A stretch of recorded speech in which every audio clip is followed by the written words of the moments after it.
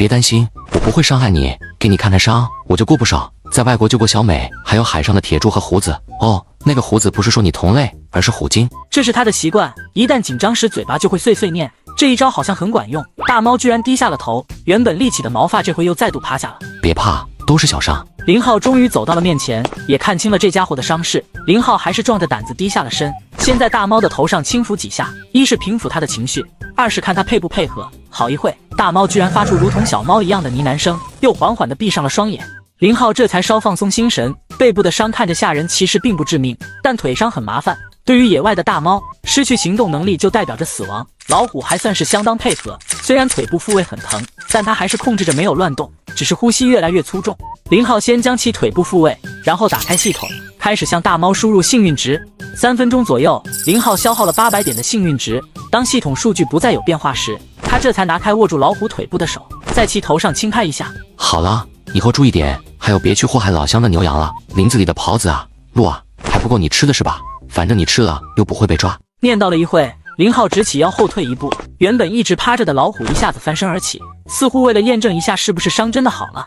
他还在旁边转了几圈，接着便与林浩对视一动不动。农夫与蛇，东郭先生与狼，要不要我跟你讲讲？你可不行恩将仇报的。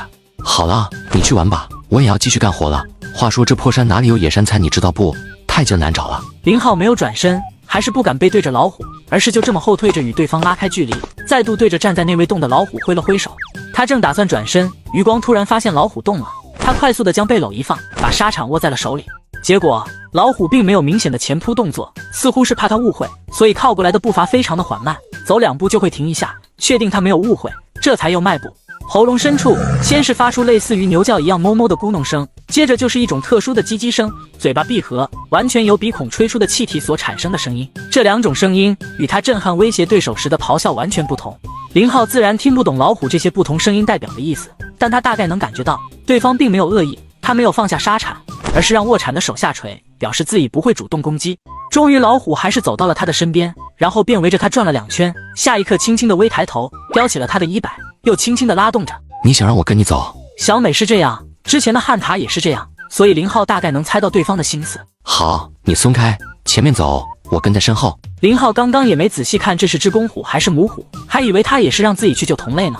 这句话也在试探着，看老虎是不是真能听懂他的话。果然，老虎松开了他的衣摆，接着往南边迈步走去，走了几步又扭头看了眼林浩，见他背上了背篓跟在身后，这才再度迈步。刚开始还好，一人一虎保持匀速前进，相距大概10来步样子。渐渐的，老虎的步伐越来越快。林浩虽然身体素质惊人，但2条腿确实有点干不过4条腿的，而且山路过于不平，他也跑不起来。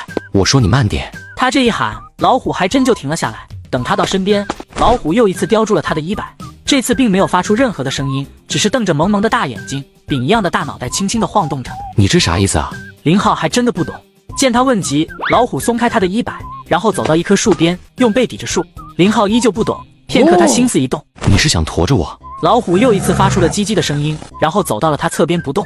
别看我瘦，我挺沉的，虽说没你重，但驮着可不轻松，你行不行啊？老虎偏头看着他，一双眼睛中似乎在催促他快点。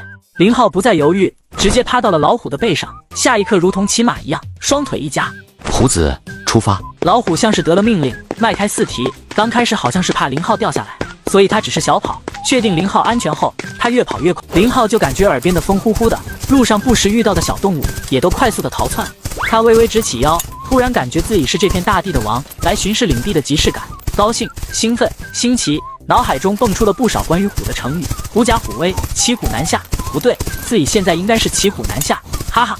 虽然老虎跑得很快，但一点都不颠簸。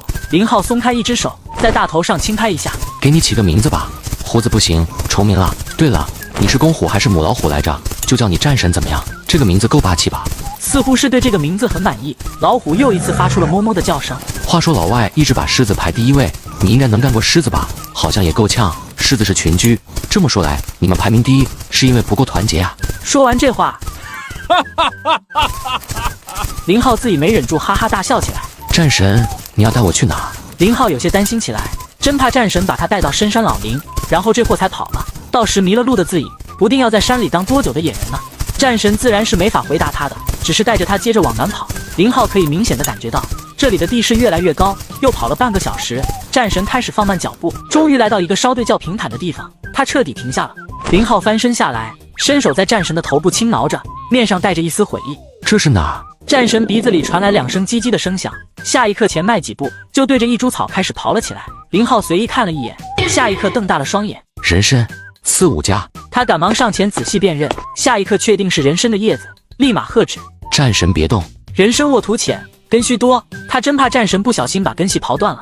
战神很听话，说不让动他便不再动，而是移步到旁边，直接趴在了地上休息。林浩想了想，掏出一瓶水，将地上刨了一个浅坑，又从包里翻出一个塑料袋铺在坑上，这才将水倒进去。喝吧，战神。伸出大舌头还舔食。林浩没再管他，这回将目光投向了那株人参上边。让他兴奋不已的是，这是一株6品叶的山参，保守估计也有10年左右了，而且从茎秆的粗细来看，炉头肯定不小。山参是有轮回之说的，所以鲜少见7品叶，因为大多数山参长到6品叶后，会经历几十年只长根快不再多长叶的过程，而几十年之后，人参又会轮回，从2品或3品叶开长。所以在山上能看到的7品叶，并不一定是参龄最长的，但一定足够稀奇。林浩观察了一番人参后，便开始着手清理。他没有想着接土，因为这本身就有技术难度，一个接不好，直接把参须就干断了，还不如直接开整。先将上面的叶头去除，只留着茎秆部分，然后顺着叶头将铲头面朝下，轻轻地刮开土层。等到炉头露出来时，大概就能判断出参是往哪边握的，可以顺着握身的方向轻轻地拨弄。铲和刷子换着弄，这个过程比较麻烦的就是地里除了参须，还有别的植物细小的根系，这时就要分清到底是其他植物的还是参须。昨晚看峦嵘岛感觉并不难，今天自己动手方知道不好干。爬山1个来小时，他几乎都不见汗，但这会儿额头已经布满了细微的汗珠，终于花费了半个小时左右，他终于将参完整的刨了出来。看了一眼炉头，面上大喜，虽然上边附着很多的泥土，一时之间看不清炉碗，但毛估这一只参至少有30年往上了，加上泥土约在3、4两的重量，回去清净晒干，说不得能得1颗1两左右的参。他这边刚忙完，战神居然也站了起来，走到镜前叼起了他的衣服。